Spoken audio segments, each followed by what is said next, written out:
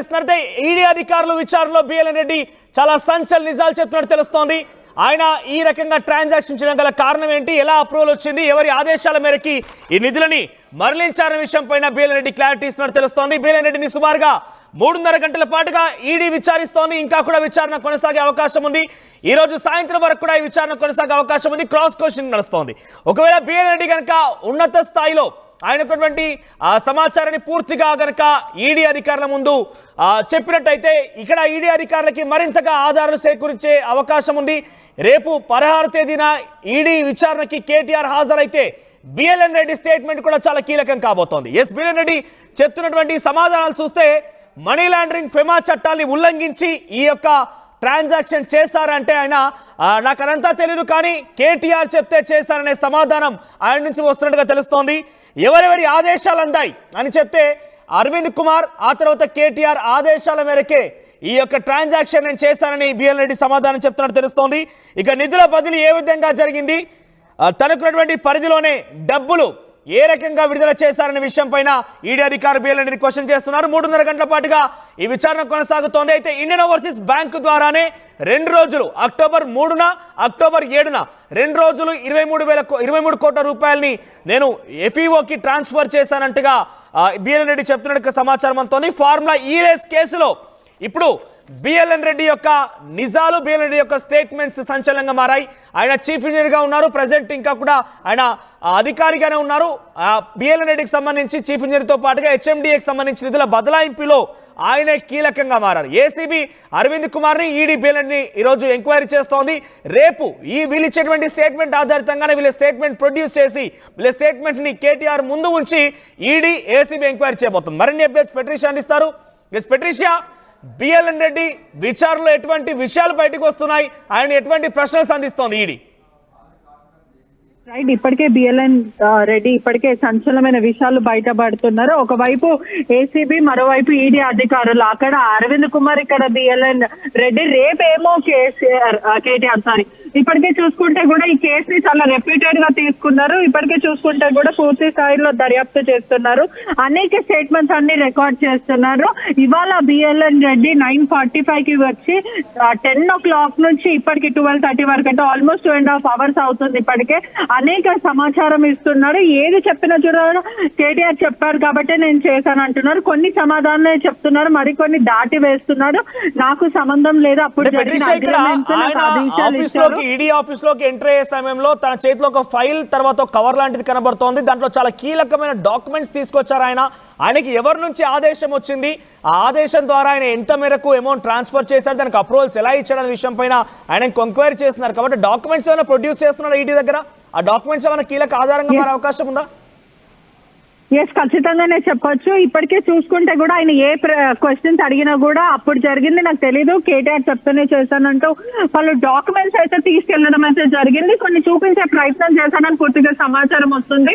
ED అధికారులు మాత్రమే హెచ్ఎండిఏకి సంబంధించిన క్వశ్చన్స్, అంటే బిఎల్ఎన్ రెడ్డి చీఫ్ ఇంజనీర్ ఉన్నప్పుడు ఆయన తీసుకున్న డెసిషన్స్, అదే విధంగా ఇంటర్నేషనల్ పూర్తిగా ట్రాన్సాక్షన్ చేశారు కాబట్టి వీళ్ళు ఎటువంటివి పాటించారు, ఎటువంటి రూల్స్ బిఆర్ఐ పూర్తిగా ఎటువంటి రూల్స్ అండ్ నార్మ్స్ అగెనెస్ట్ వెళ్లారు. దాంతో పాటు చూస్తే అరవింద్ కుమార్ కూడా నీకు చెప్పినట్టు ఆదేశాలు ఏంటి, ఏమని చెప్పారు, ఏ అకౌంట్ కి పంపించాను అని ఇలా గుచ్చి ప్రశ్నలు అడుగుతున్నారు. ఒకవైపు చూసుకుంటే డబ్బంతా కూడా 2 segments గా విడగొట్టారు కాబట్టి ఎందుకు లిక్విడ్ క్యాష్ రూపంలో పంపించారు, ఏ అకౌంట్ అంటే ఇంటర్నేషనల్ కంపెనీకి పంపించారు కదా, మస్ట్ అండ్ షుడ్ గా ఆర్బీఐ గైడ్ లైన్స్ ఉండాలి కదా, ఎందుకు ఆ గైడెన్స్ పాటించలేరు? అట్లా లేకపోతే మీకు తెలుసు కదా ఇది మనీ లాండరింగ్ కేసు కింద అవుతుంది కాబట్టి ఎందుకు చట్టాన్ని ఉల్లంఘించారు, ఆగమేఘాల మీద ఎందుకు డబ్బుని ట్రాన్స్ఫర్ చేశారు, అంత ఆరాటంగా ఎందుకు ట్రాన్స్ఫర్ చేశారు వెంటనే అంటూ క్వశ్చన్ చేయడం అయితే జరిగింది.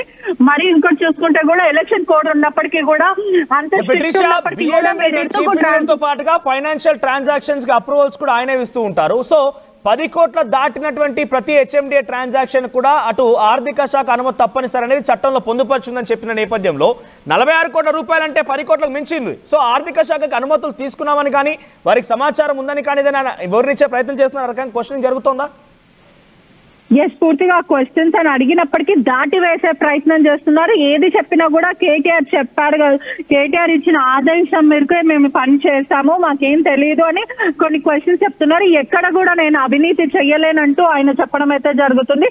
కేవలం అరవింద్ కుమార్ మరియు కేటీఆర్ చెప్పారు కాబట్టి నేను పాటించాను. బిఎల్ఎన్ రెడ్డి అరవింద్ కుమార్ అంటే బిఎల్ఎన్ రెడ్డి అరవింద్ కుమార్ కి ఫైల్ పంపించినట్టు చెప్పారు. పూర్తిగా అతని సైడ్ నుంచి అథారిటీస్ సైన్ చేయలేరు కాబట్టి ఆయనతో సైన్ చేశారు.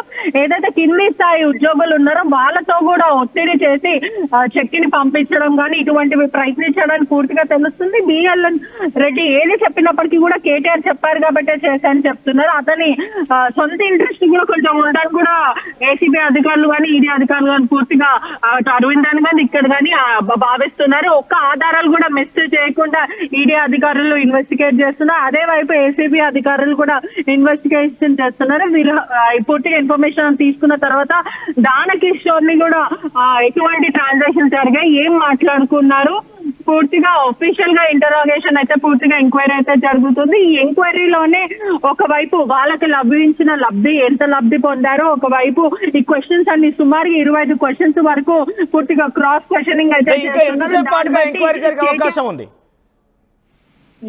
ఈ క్వశ్చన్స్ ని బేస్ చేసుకొని కేటీఆర్ ని కూడా ఈడీ విచారణలో అడగబోతారు. క్రాస్ క్వశ్చనింగ్ కూడా పూర్తిగా జరుగుతుంది. మరోవైపు అంటే చూసుకుంటే కూడా ఇంకొక 3-4 అవర్స్ కొనసాగే అవకాశాలు అయితే కనిపిస్తున్నాయి. అవినీతి జరగలేదని మీరు చెప్తున్నారని కొన్ని పేపర్స్ హెచ్ఎండిఏకి సంబంధించిన పేపర్స్ చూపించి దీనికి సమాధానం చెప్పండి అని గుచ్చి ప్రశ్నిస్తున్నారు. మరోవైపు ఎందుకు దాటి వేస్తున్నారు, ప్రతి క్వశ్చన్ ఎందుకు స్కిప్ చేస్తున్నారు, ఎవరిని మీరు సేవ్ చేసే ప్రయత్నాలు చేస్తున్నారు. ఒకవైపు బిఎల్ఎన్ రెడ్డి మాత్రం ఏ తప్పు లేదు అని అతను చెప్పడం అయితే జరుగుతుంది. మరోవైపు సాయంత్రం వరకు వాళ్ళు కీలకమైన క్వశ్చన్స్ వాళ్ళు అడగబోతున్నారు. కేటీఆర్ చెప్పారు కాబట్టి నేను చేశాను అంటూ పూర్తిగా బిఎల్ఎన్ రెడ్డి తప్పించుకునే ప్రయత్నం చేస్తున్నారు. మరోవైపు హెచ్ఎండిఏకి సంబంధించిన సంబంధం లేకపోయినా కూడా హెచ్ఎండిఏ అమౌంట్ పంపించింది. ఒకవైపు ప్రధాన ఇంట్రెస్ట్ వాళ్ళకేముంది అక్కడ వైపు నుంచి.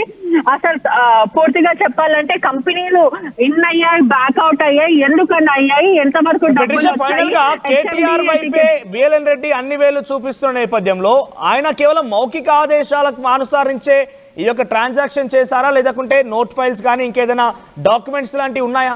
కేవలం కేటీఆర్ ట్రాన్స్ఫర్ చేయండి పర్వాలేదు, మనమే ప్రమోటర్ లేదా స్పాన్సర్షిప్ బాధ్యతలు తీసుకుందామన్నప్పుడు మాత్రమే ఈ ట్రాన్సాక్షన్ జరిగిందా, లేదంటే ఆయన డాక్యుమెంట్స్ లాంటిది కానీ ఆయన అప్రూవల్ ఇచ్చినట్టుగా ఏదైనా పేపర్ లాంటిది ఉందా, ఒక ప్రూఫ్ ఉందా? ఎస్, ఖచ్చితంగా ఇప్పుడు బిఎల్ఎన్ ఏం చెప్తున్నారంటే ప్రస్తుతం కేటీఆర్ ఇచ్చిన ఓరల్ పూర్తిగా అంతా కూడా ఓరల్ అగ్రిమెంట్స్ జరిగాయి, ఓరల్ బట్టే నేను వెళ్ళాను అన్నట్టు బిఎల్ఎన్ చెప్తున్నారు. ఒకవైపు మరోవైపు చూసుకుంటే కూడా నష్టాలు ఎంత వచ్చాయి, లాభాలు ఎంత వచ్చాయని ఇవన్నీ కూడా ఈడీ అధికారులు అనుమానిస్తున్నారు.